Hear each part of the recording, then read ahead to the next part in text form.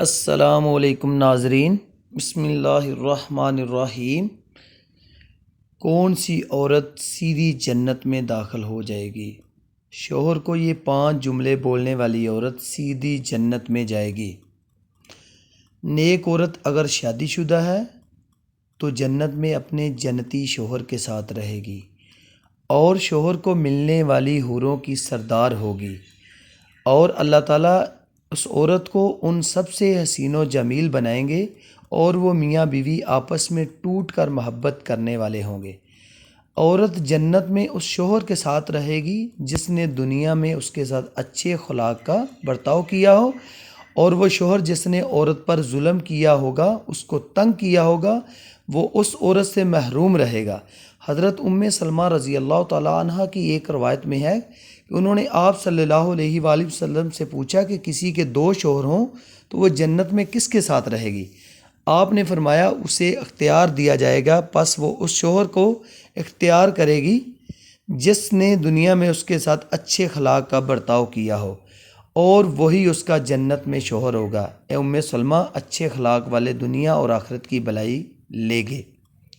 حضرت امام باقر رضی اللہ تعالیٰ عنہ کے بیٹے حضرت امام جعفر صادق رضی اللہ تعالیٰ عنہ کے پاس چند عورتیں آئیں، آ کر کہنے لگی، اے نواسے رسول، کیا کوئی ایسا عمل بھی ہے جس کے کرنے سے مرتے وقت روح آسانی سے نکلے، روح نکلتے وقت تکلیف نہ ہو، خاتمہ ایمان پر موت ہو، مرتے وقت کلمہ پڑھتی مرے، اندھیری کوٹھری روشن ہو جائے، قبر جنت کے باغوں میں سے باغ بن جائے؟ کوئی ایسا عمل بھی ہے جس سے کرنے سے یہ سب کچھ ہو جائے؟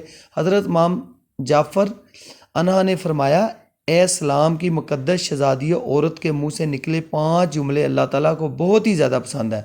عورت کی زبان سے نکلے 5 جملے اللہ تعالیٰ کو بہت ہی زیادہ محبوب ہیں۔ اور سنو، اللہ تعالیٰ کے پسندیدہ کام کرنے والی جو عورت ہوتی ہے وہ جب مرتی ہے تو قبر سے سیدھا جنت میں چلی جاتی ہے، بغیر حساب کتاب کے جنت میں چلی۔ جو عورت اللہ تعالیٰ کے پسندیدہ کام سر انجام دیتی۔ عورتوں نے پوچھا، اے نواسے رسول، بتائیں تو صحیح وہ 5 جملے کون سے ہیں؟ حضرت امام جعفر رضی اللہ تعالیٰ عنہ نے فرمایا، پہلا جملہ بیوی کا شوہر کے سامنے حلال رزق طلب کرنے والا۔ جو جملہ اللہ تعالیٰ کو بہت ہی زیادہ پسند ہے، حلال رزق طلب کرنے والی بیوی، حلال رزق مانگنے والی بیوی اپنے شوہر کو کہتی ہے، میرے سرتاج، میرے گھر میں حلال کا لقمہ لے کے آنا ہے، میرے گھر میں لے کے آنا تو حلال کا رزق لے کے آنا، حرام رزق میں اپنی اولاد کو کبھی نہیں کھلاؤں گی، کیونکہ جو حرام رزق ہے، حرام نوالا ہے، میری اولاد کی آنکھوں سے حیا چھین لے گا، شرم چھین لے گا، غیرت چھین لے گا۔ میں اپنی اولاد کو بے حیا نہیں بنانا چاہتی، میں اپنی اولاد کو بغیرت نہیں بنانا چاہتی۔ میرے گھر میں اگر رزق لے کے آنا تو حلال رزق لے کے آنا ہے، ورنہ مجھے کوئی ضرورت نہیں رزق کی۔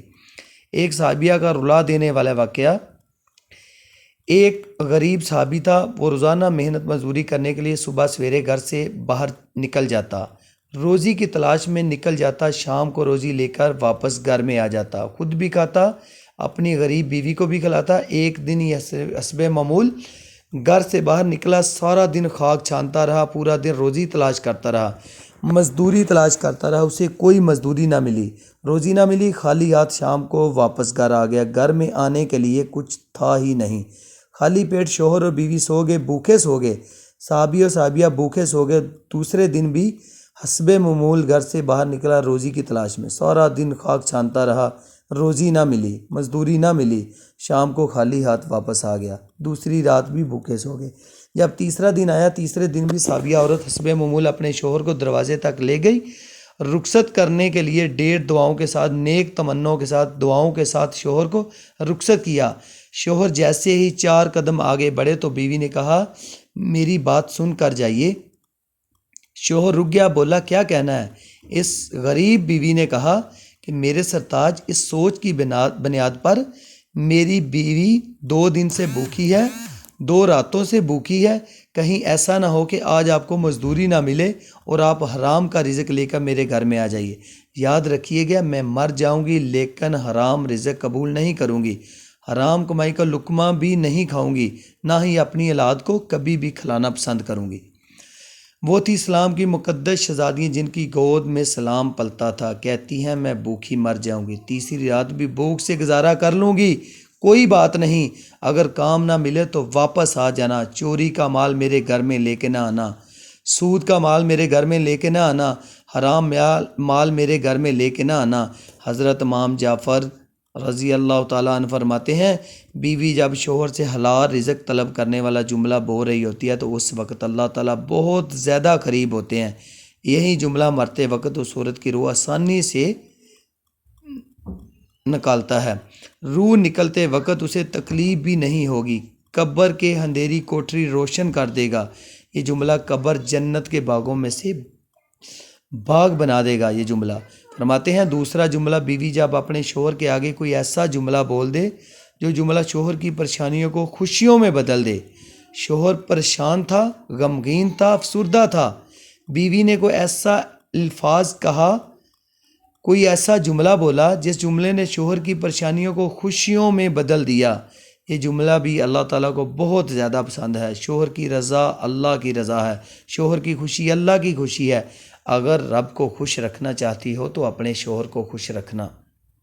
حضرت امام جعفر صادق رضی اللہ تعالیٰ فرماتے ہیں، تیسرا جملہ، اتنا بڑا قیمتی سر، جس سر کے اندر دیکھنے کے لیے آنکھیں، سننے کے لیے کان، بولنے کے لیے زبان، سوچنے اور سمجھنے کے لیے دماغ، ذہن، اتنا بڑا قیمتی مٹیریل جس سر کے اندر ہے، بتاؤ تو صحیح وہ سر کتنا قیمتی ہوگا۔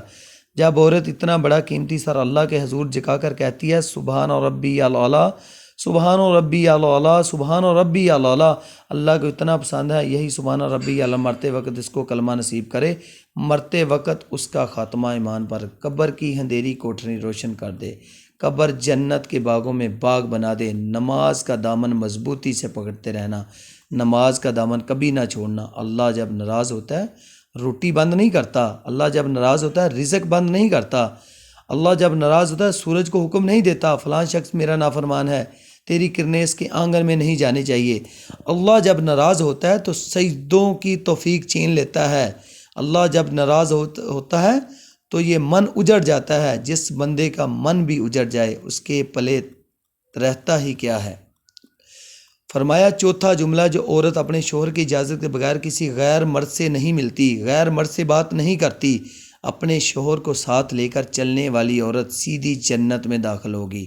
فرمایا نمبر 5، جو عورت اپنے شوہر کا سر فخر سے بلند کرنے والی، ایسی عورت جو اپنے شوہر کو کبھی شکایت کا موقع نہیں دیتی، ہر دم شوہر کو خوش رکھنے والی، ہر موڈ پر شوہر کو سکھ دینے والی عورت سیدھی جنت میں داخل ہے۔ ناظرین، یہ 5 جملے ایسے ہیں، یہ 5 کام ایسے ہیں جس سے مرتے وقت عورت کی روح آسانی سے نکلے گی، خاتمہ ایمان پہ ہوگا، تم قبر سے سیدھا جنت میں چلے جاؤ گی۔ اللہ پاک ہمیں دین کی مکمل سمجھ نصیب فرمائے اور ہمارا خاتمہ ایمان پر فرمائے، آمین۔